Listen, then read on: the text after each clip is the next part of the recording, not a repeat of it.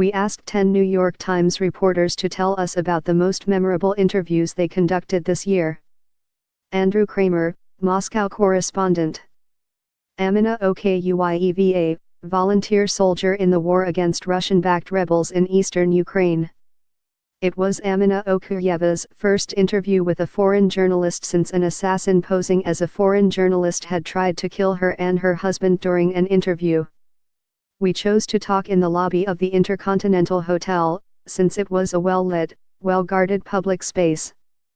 Ms. Okuyeva was a minor celebrity in Ukraine for, along with her husband, joining a volunteer paramilitary force fighting Russian-backed rebels in the eastern part of the country.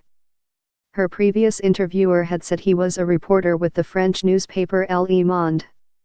In fact, he was a Chechen assassin.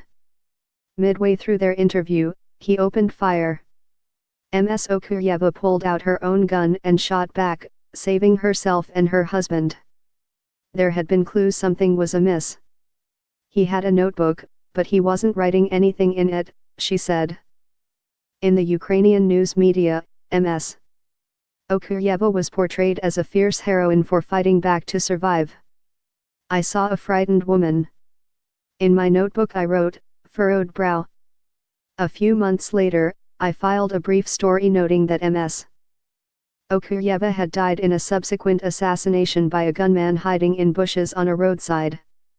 By coincidence, I wrote the story in the lobby of the Intercontinental Hotel, where I had come earlier in the evening to have dinner. Francis Robles, domestic correspondent. Aileen Ayala, mother whose son died of a heart condition the morning Hurricane Maria hit Puerto Rico.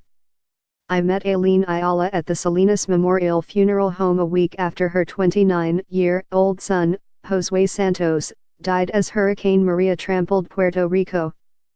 Communications were so bad she hadn't been able to notify friends and family about Josue's death.